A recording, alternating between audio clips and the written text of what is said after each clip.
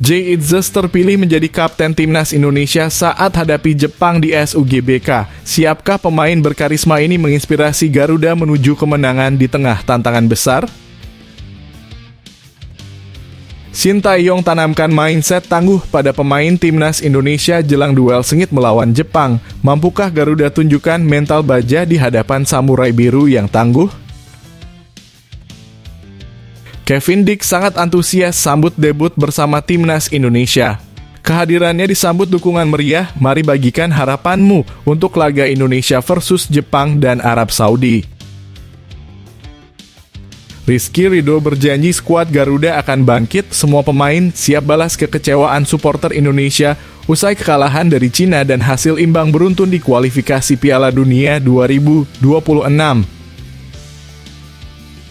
Justin Hubner, preman timnas Indonesia, tegaskan jangan gentar hadapi Jepang. Bek agresif ini siap buktikan skuad Garuda mampu lawan tim Asia terkuat di kualifikasi Piala Dunia 2026. Kebanggaan tanpa batas.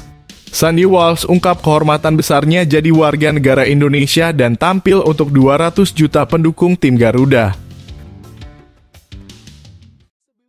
Sebelum masuk pembahasan, mohon subscribe channel ini agar tidak ketinggalan berita timnas Indonesia.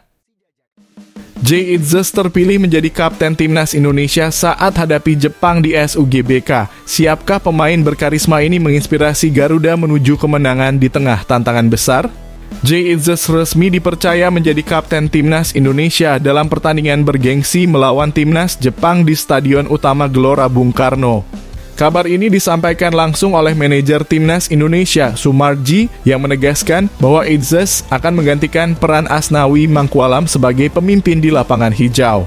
Hal ini disebabkan Asnawi tidak masuk dalam daftar 27 pemain skuad Garuda julukan timnas Indonesia yang akan menghadapi Jepang.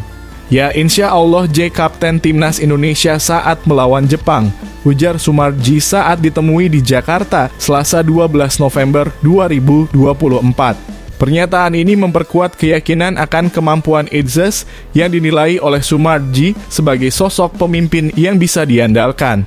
Sebelumnya, Itzes sudah beberapa kali mengemban tugas sebagai kapten selama kualifikasi Piala Dunia 2026 dan terbukti mampu menjalankan perannya dengan baik. Sumarji juga menjelaskan lebih lanjut alasan kepercayaan ini, menyebutkan bahwa karakter dan jiwa kepemimpinan Itzes sangat menonjol di antara rekan-rekannya. Saya yang selama ini ada di tim dan memang karakter dan kepemimpinan Jay paling layak dari semuanya, tegas Sumarji.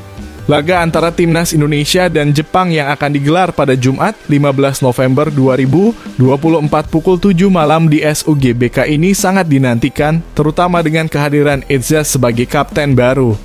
Di klasemen sementara grup C, timnas Indonesia saat ini berada di posisi kelima dengan 3 poin yang diraih dari 3 hasil imbang dan 1 kekalahan. Tentunya hasil manis menjadi target skuad Garuda untuk memperbaiki posisi mereka.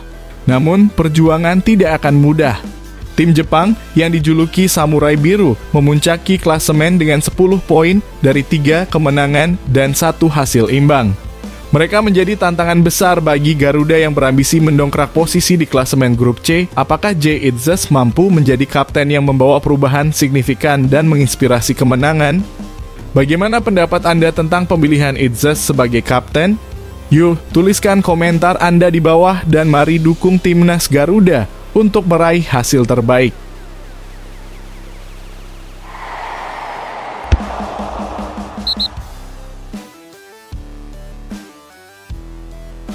Shin Tae-yong tanamkan mindset tangguh pada pemain timnas Indonesia jelang duel sengit melawan Jepang. Mampukah Garuda tunjukkan mental baja di hadapan samurai biru yang tangguh?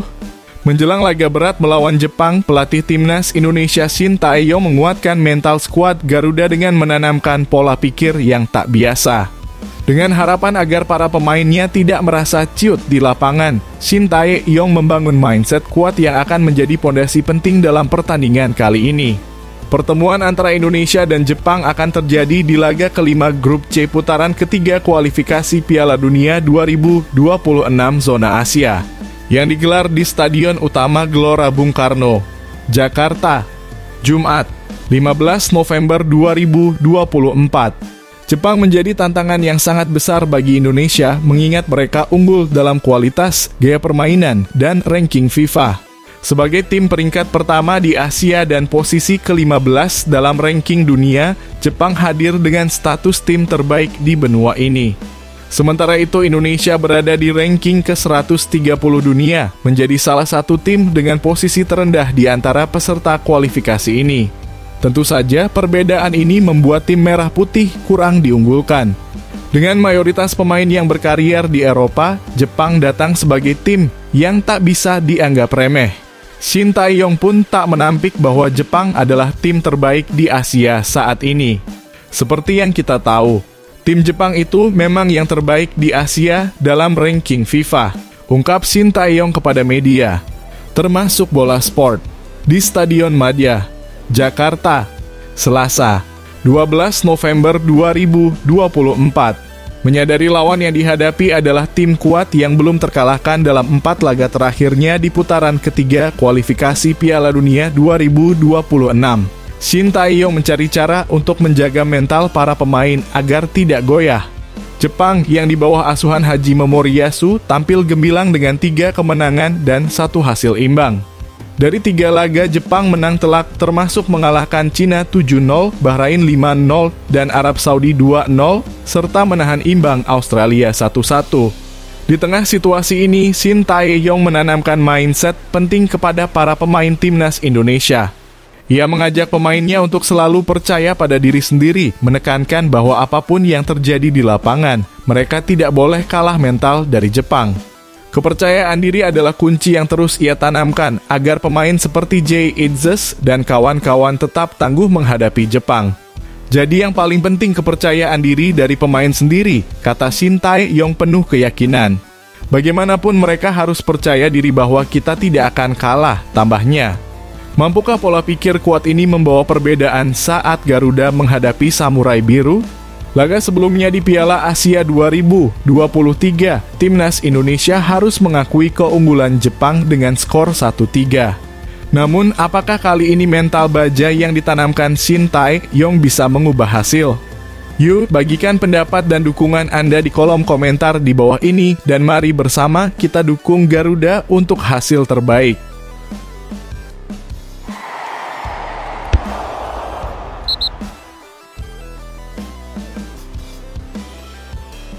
Kevin Dick sangat antusias sambut debut bersama timnas Indonesia. Kehadirannya disambut dukungan meriah, mari bagikan harapanmu untuk laga Indonesia versus Jepang dan Arab Saudi. Kevin Dick semakin dekat dengan momen debutnya yang ditunggu-tunggu bersama timnas Indonesia. Kehadirannya di tanah air langsung mendapat sambutan hangat dari para penggemar Garuda. Tak lama lagi, Kevin akan tampil dalam 2 laga penting timnas, yakni melawan Jepang pada 15 November dan Arab Saudi pada 19 November mendatang. Kesempatan debut bagi pemain berusia 28 tahun ini semakin terbuka setelah bek Mads Hilgers dipastikan absen karena cedera. Menariknya, Kevin tiba di Indonesia dengan modal yang tak main-main. Dia adalah pemain reguler di klub raksasa Denmark, FC Copenhagen.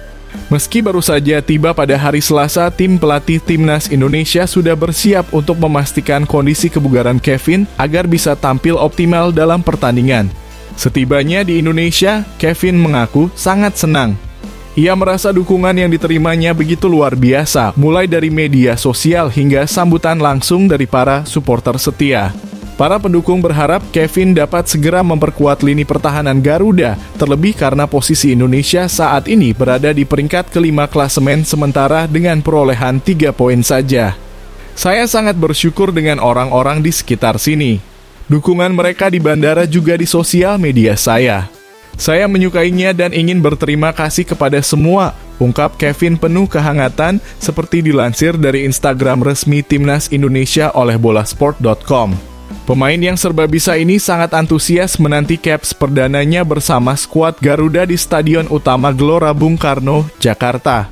Kevin juga berharap kehadiran puluhan ribu supporter akan menambah semangat bertandingnya.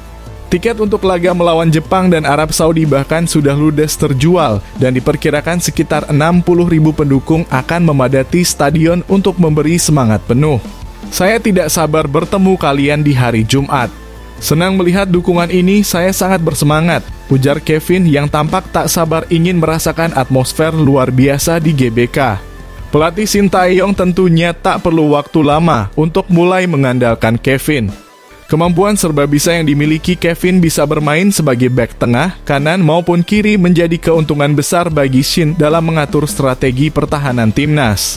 Bagaimana menurut kalian, apakah kehadiran Kevin Dix bisa membawa angin segar bagi pertahanan Indonesia?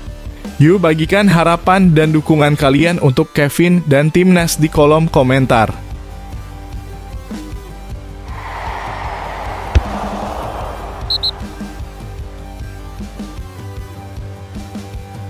Rizky Ridho berjanji skuad Garuda akan bangkit, semua pemain siap balas kekecewaan supporter Indonesia usai kekalahan dari Cina dan hasil imbang beruntun di kualifikasi Piala Dunia 2026. Bek andalan timnas Indonesia, Rizky Ridho tidak menutup-nutupi rasa kecewa atas kekalahan yang dialami skuad Garuda saat menghadapi Cina. Kekalahan 1-2 tersebut terasa menyakitkan, terutama setelah timnas tampil dominan di awal pertandingan.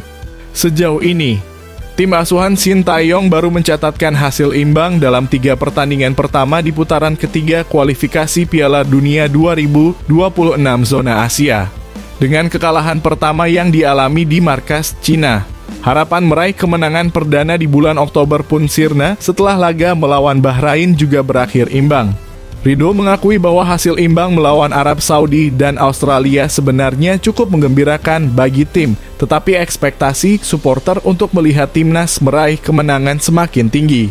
2 poin di awal melawan Arab Saudi dan Australia itu didapatkan dengan susah payah, ungkap Ridho. Mungkin sebagian orang tidak puas, apalagi setelah kami ditahan Bahrain dan kalah dari Cina. Pemain Persija Jakarta ini juga mengungkapkan bahwa kekalahan dari Cina cukup memukul semangat tim, terutama setelah mereka datang dengan percaya diri. Namun Ridho optimis bahwa evaluasi dari setiap laga akan membawa mereka tampil lebih baik di pertandingan selanjutnya melawan Jepang dan Arab Saudi bulan ini. Kami semua kecewa dengan hasil tersebut, lanjutnya. Setiap pertandingan jadi ajang introspeksi karena kami bertekad meraih poin di tiap laga. Rizky Ridho menambahkan bahwa timnas Indonesia saat ini semakin solid. Komunikasi dan chemistry di lapangan membuat mereka mampu bekerja sama dalam menjaga pertahanan dan menutup celah dari serangan lawan. Komunikasi kami di lapangan saling bantu, saling dukung. Celah-celah yang ada bisa ditutup bersama, tutup Ridho. Apakah kamu optimis timnas Indonesia bisa bangkit dan mempersembahkan hasil terbaik melawan Jepang dan Arab Saudi? Yuk beri dukungan dan komentar kamu untuk skuad Garuda.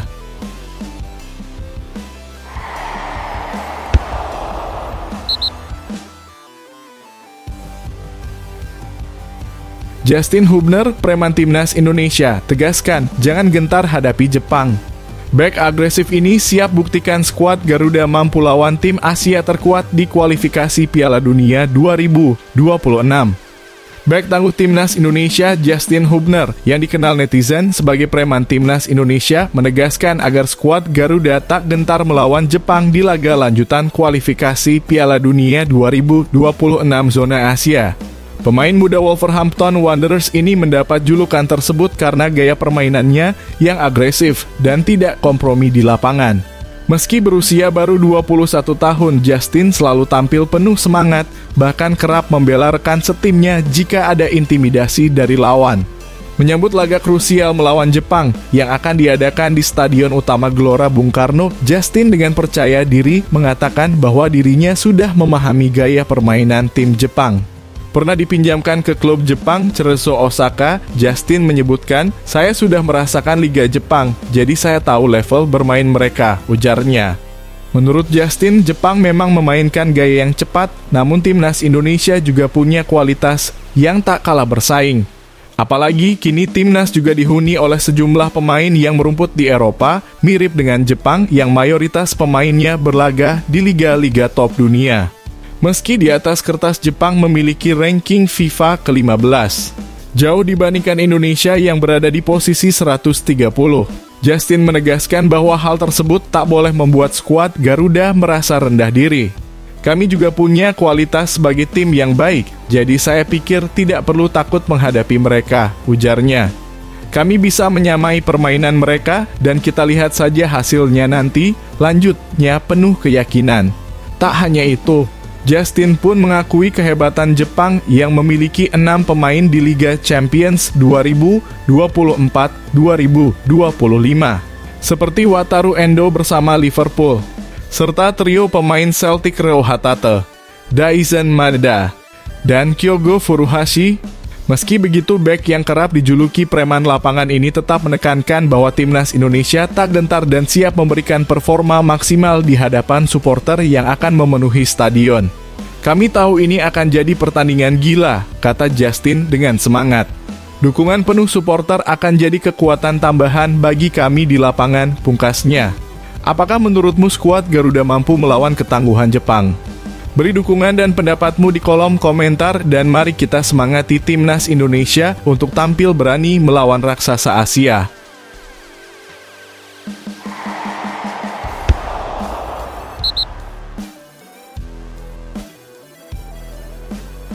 Kebanggaan tanpa batas. Sandy Walsh ungkap kehormatan besarnya jadi warga negara Indonesia dan tampil untuk 200 juta pendukung tim Garuda. Sandy Walsh, bek timnas Indonesia yang kini resmi menjadi warga negara Indonesia sejak November 2022, mengungkapkan betapa besar kebanggaan dan kehormatan yang dirasakannya. Debutnya bersama timnas Indonesia pada 8 September 2023 saat melawan Turkmenistan menjadi momen bersejarah dengan kemenangan 2-0 yang diraih tim Garuda. Sejak debutnya, Sandy Walsh telah tampil sebanyak 15 kali untuk timnas Indonesia. Merasa terhormat mewakili lebih dari 200 juta masyarakat Indonesia, Sandy mengungkapkan bahwa kehidupannya berubah secara positif. Mewakili negara ini adalah suatu kehormatan dan bermain untuk jutaan orang adalah mimpi yang menjadi kenyataan, ujar Sandy penuh haru. Tak hanya itu, Sandy bertekad menjadi inspirasi bagi para pemain muda Indonesia. Ia berharap bisa membuktikan bahwa dengan kerja keras, mimpi bisa tercapai. Saya ingin memberikan dampak kepada anak-anak muda, menjadi teladan bagi mereka, dan membuktikan bahwa jika memiliki mimpi, mereka bisa mencapainya dengan keyakinan, ujarnya.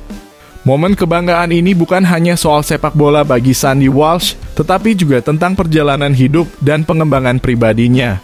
Bagi Sandy, menjadi WNI dan membela tim Garuda adalah kehormatan besar dan mimpi yang kini terwujud.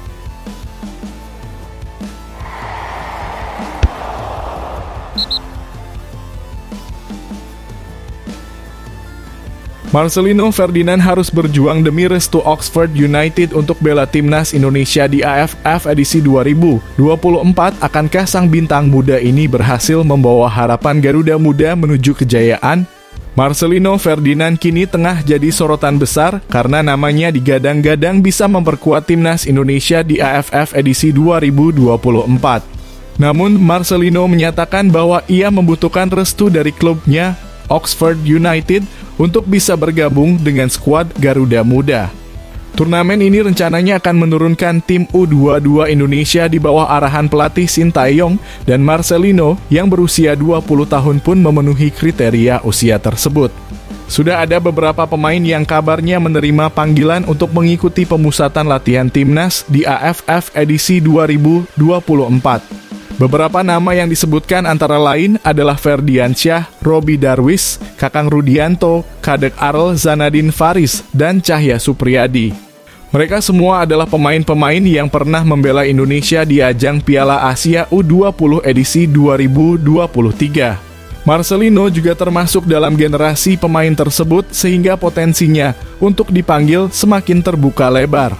Bahkan manajer timnas Indonesia, Sumarji, secara terang-terangan menyebut bahwa Marcelino akan menjadi salah satu dari 3 pemain luar negeri yang dipanggil untuk memperkuat tim Garuda di AFF. Selain Marcelino, 2 pemain abroad lainnya adalah Pratama Arhan dan Asnawi Mangkualam, sementara Jordi Amat absen karena jadwal pertandingannya bertabrakan. Meski demikian, Marcelino sendiri mengungkapkan bahwa ia belum memperoleh izin dari Oxford United untuk tampil di AFF edisi 2024. Pada kesempatan Media Day Timnas Indonesia, Selasa, ia menyatakan, kita tahu Coach Shin itu nurunin U22 di AFF dan saya umurnya di situ. Saya usia 20 tahun, jadi kalau ingin main di AFF sih pasti ingin. Marcelino pun menambahkan bahwa dirinya sangat mendukung Timnas Indonesia untuk menjuarai AFF, namun keterbatasan izin klub menjadi tantangan tersendiri.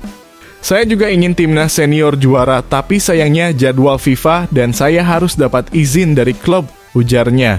Shin Tae-yong telah merencanakan pemanggilan awal 33 pemain untuk membentuk skuad sementara di AFF edisi 2024. Nantinya 10 pemain akan dicoret untuk menyaring skuad final menjadi 23 pemain saja. Ada 33 pemain yang dipanggil Coach Shin Tae-yong ke Timnas Indonesia, ungkap Sumarji. Mereka akan berkumpul di Bali pada 26 November 2024. Dari 33 pemain itu, hanya 23 nama yang dibawa ke AFF edisi 2024. Mayoritas pemain-pemain ini bermain di Liga 1. Bagaimana menurut kalian? Apakah Marcelino bisa mendapat izin dari Oxford United untuk memperkuat Garuda di AFF? Berikan komentar dan dukungan kalian di bawah ini.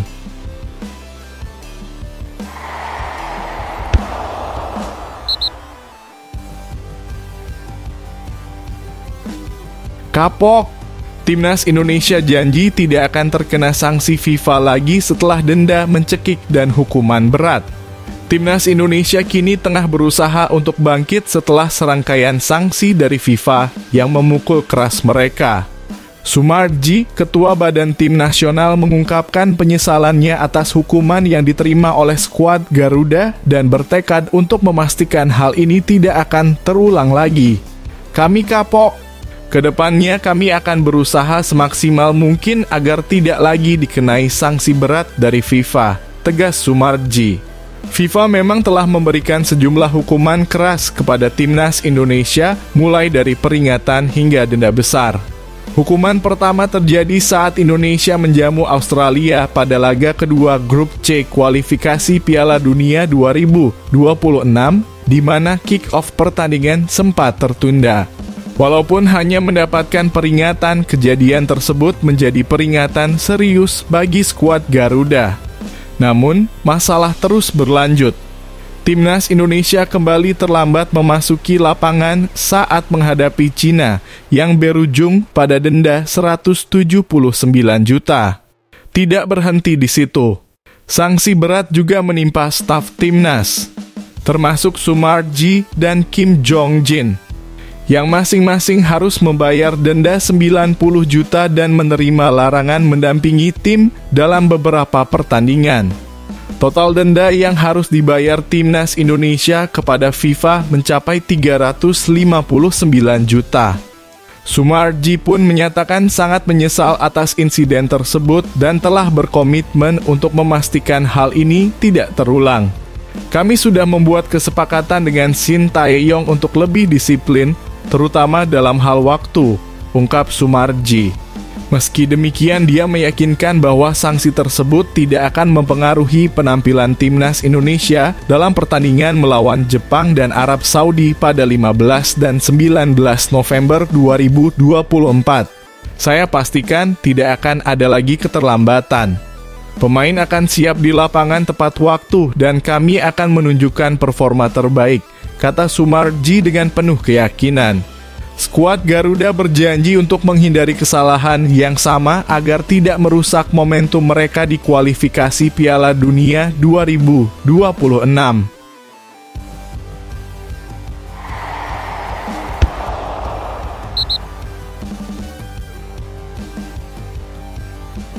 Jordi Amat yakin Timnas Indonesia bisa balas dendam ke Jepang.